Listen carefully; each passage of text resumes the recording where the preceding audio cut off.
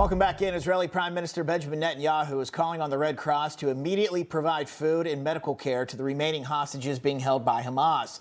The terror organization just released shocking videos of emaciated and starving hostages, including one forced to dig his own grave. Really disturbing images. And meanwhile, a senior Israeli security official tells Newsmax humanitarian aid distribution in Gaza has increased in recent weeks. Senior correspondent John Huddy is standing by live in Tel Aviv with more. John? Yeah, Katrina and Bob, I spoke with that security official last night. I'll get to that in a moment, but there's been a lot of developing and breaking news throughout the region on the ground here. One of the major headlines tonight is that Israeli Prime Minister Benjamin Netanyahu is reportedly siding with a full occupation of Gaza and also enhanced military operations in the parts of Gaza where it's believed that hostages are still being held. We know there's an intense amount of activity in the central and northern part of Gaza, where some estimated 20,000 Hamas terrorists still continue to launch attacks on IDF forces there as they're looking for the hostages and basically trying to degrade and destroy Hamas and other terrorist factions on the ground in Gaza. The Prime Minister also calling on the Red Cross to demand access to those hostages to get them basically medical access, to get them food as well, including the two, as you mentioned, whose images were released by Hamas and Palestinian Islamic Jihad in really a vicious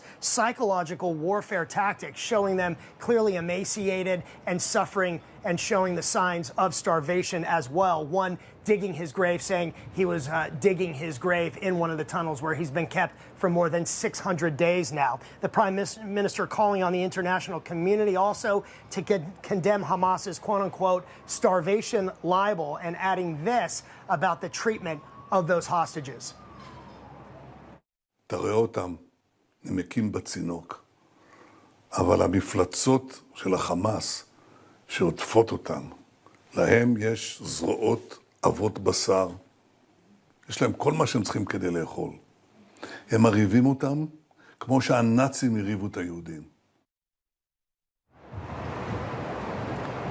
And President Trump's special Middle East envoy, Steve Witkoff, was here in the region. He met on Saturday with the family members of those hostages, telling them that President Trump is really pushing for a comprehensive plan to not only end the war, but to get those remaining hostages and the remains of hostages back into Israel. However, Prime Minister Netanyahu is reportedly saying he does not believe Hamas is willing to surrender, hence his push for a full occupation and enhanced military operations. That said, as I mentioned at the top, an Israeli security official telling me that humanitarian aid has increased in recent weeks into Gaza. In fact, this security official said that 23,000 tons of aid taken by 1,200 trucks just over the course of about a week and a half alone this past week went into Gaza, and also some 126 large aid packages were dropped by the IDF, by Israel, and also partnering countries. However, this official admitted and said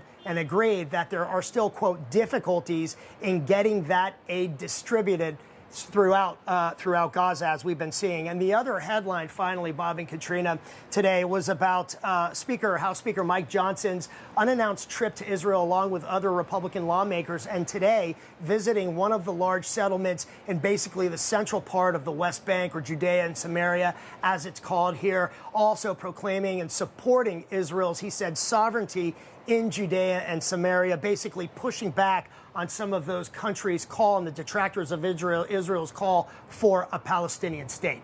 Bob and Katrina. All right, John Huddy, thank you.